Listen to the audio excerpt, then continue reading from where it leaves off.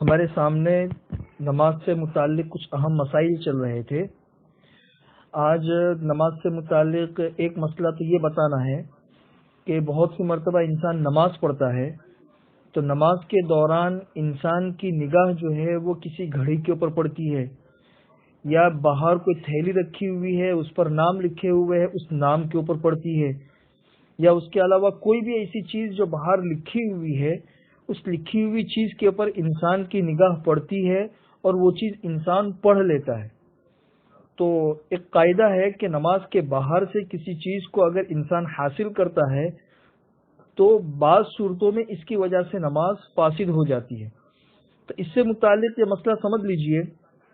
کہ اگر کوئی انسان نماز پڑھ رہا ہے، گھڑی کے اوپر اس کی نظر پڑ گئی، یا باہر کوئی چیز رکھی ہوئی ہے اس پر کوئی چیز لکھی ہوئی ہے اس کے اوپر انسان کی نظر پڑ گئی،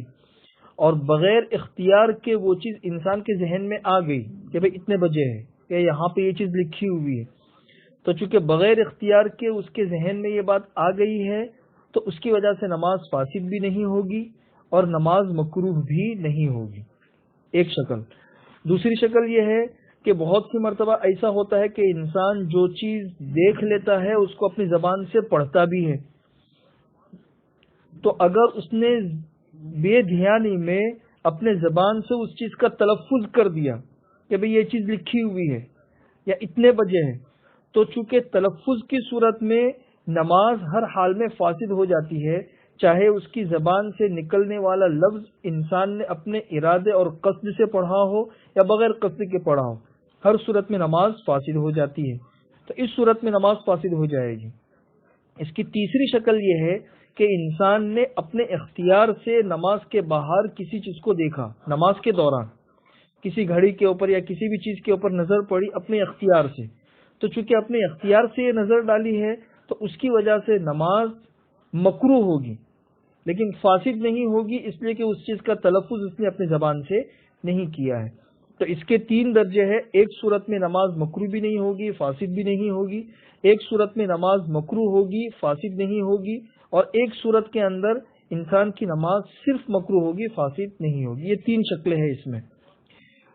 دوسرا مسئلہ یہ ہے کہ زوال کا وقت، لوگ پوچھتے ہیں کہ بھئی زوال کا وقت کتنی دیر تک رہتا ہے۔ یہ مسئلہ اچھی طریقے سے سمجھ لو کہ زوال جو ہے یہ عام طور پر لوگ سمجھتے ہیں جب سورج آسمان کے بالکل بیچ میں ہوتا ہے، تو اس کو فقہ کی اصطلاح میں زوال نہیں کہتے، اس کو استوا کہتے ہیں، استوائے شمس، اور لوگ اسی کو زوال سمجھتے ہیں۔ حالانکہ زوال کہا جاتا ہے جب سورج مغرب کی طرف ڈھل جائے تو اس وقت کو زوال کہتے ہیں۔ تو استوا جو ہے یہ مشکل سے 2 یا 3 منٹ کا ہوتا ہے،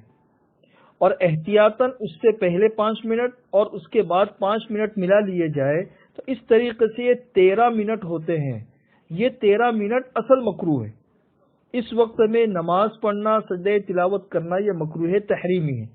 البتہ اس وقت میں اگر کسی شخص نے ذکر کیا، قرآن کریم کی تلاوت کی، تو اس کے اندر کوئی حرج نہیں ہے۔ تو یہ استوائے شمس، اور جسے عام لوگ زوال کہتے ہیں، یہ صرف 13 منٹ ہوتے ہیں، 13 منٹ سے زیادہ نہیں ہوتے۔ زوال سے پہلے ایک چیز ہوتی ہے زحوہ کبریٰ، یہ زوال سے تقریباً پونا گھنٹہ پہلے ہوتی ہے، جس زحوہ کبریٰ سے پہلے تک روزے کی نیت کرنا ضروری ہوتا ہے۔ تیسرا مسئلہ یہ ہے کہ عورتیں جب نماز پڑھتی ہے تو عورتوں کے لیے نماز کے اندر صرف 3 چیزیں کھلی رہنا چاہیے۔ عورت کا چہرہ ہے، اور اسی طریقے سے ہتھیلی ہے، اور اسی طریقے سے قدم ہے۔ یہ 3 چیزیں اگر نماز کی حالت میں کھلی رہے گی تو کوئی حرج نہیں ہے۔ اس کے علاوہ پورا جسم ڈھکا ہوا رہنا چاہیے۔ پورے جسم کا کسی بھی عضو کا 1/4 حصہ 3 مرتبہ سبحان اللہ کہنے کے بقدر اگر کھل جائے گا یا کھلا رہے گا تو نماز فاسد ہو جائے گی، اس کا خیال رکھیں۔ بہت سی مرتبہ ایسا ہوتا ہے کہ آستین ہوتی ہے وہ اوپر ہو جاتی ہے، یا اسی طریقے سے بعض عورتوں کی بال بہت لمبے ہوتے ہیں تو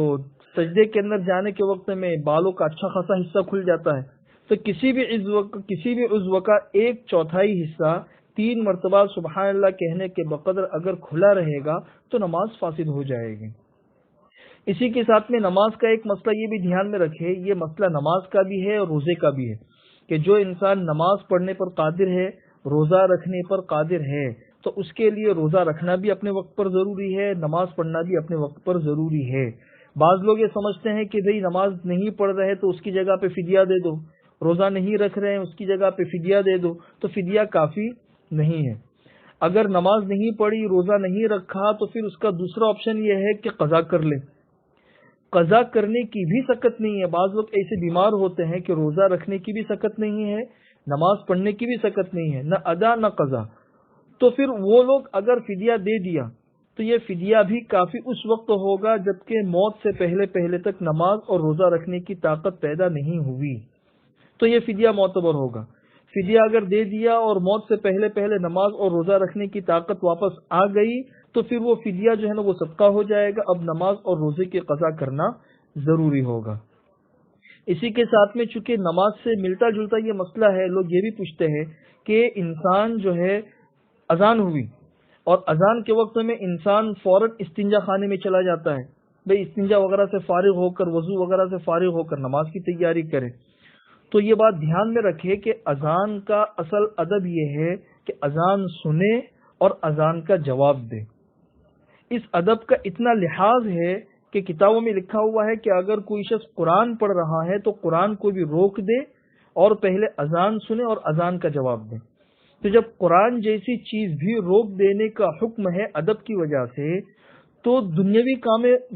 کام روک دینے بھی چاہیے۔ ظاہر سی بات ہے، دنیا کا کوئی بھی ایسا کام کر رہا ہے تو اذان کا ادب یہ ہے کہ سنے اور اس کا جواب دے۔ اس لیے بہتر یہ ہے کہ اگر کوئی انسان اذان ہو رہی ہو تو اذان کے وقت میں استنجا خانے کے اندر نہ جائے، یہ اذان کے ادب کے تقاضے کے خلاف ہے۔ ہاں اگر کسی شخص کو بہت شدید تقاضا ہے تو چلے جانے میں کوئی حرج نہیں ہے، لیکن اس کا خیال رہے کہ چاروں طرف کی اذانیں بند ہو جائے، اس کے بعد انسان استنجا خانے میں جائے۔ نماز سے متعلق آخری مسئلہ آپ لوگوں کو بتا دوں کہ استنجا کرنے میں انسان پیشاب کرتا ہے تو بالکل باریک باریک قطرے عام طور پر انسان کے جسم اور کپڑے کے اوپر لگ جاتے ہیں، تو چونکہ ان قطروں سے، ان باریک چھینٹوں سے بچنا چونکہ مشکل ہوتا ہے، اس کی وجہ سے بدن ناپاک نہیں ہوتا ہے، کپڑے بھی ناپاک نہیں ہوتے ہیں۔ اسی حالت میں اگر کسی شخص نے نماز پڑھ لی تو اس کی نماز ہو جائے گی، اس لیے کہ ان چھینٹوں سے بچنا انسان کے لیے ممکن نہیں ہوتا ہے۔ یہ نماز سے متعلق 6 مسائل تھی، یہ آپ لوگوں کے سامنے بتا دیے۔ آئندہ کل انشاءاللہ اس سے متعلق مزید مسائل آپ لوگوں کے سامنے آ جائیں گے۔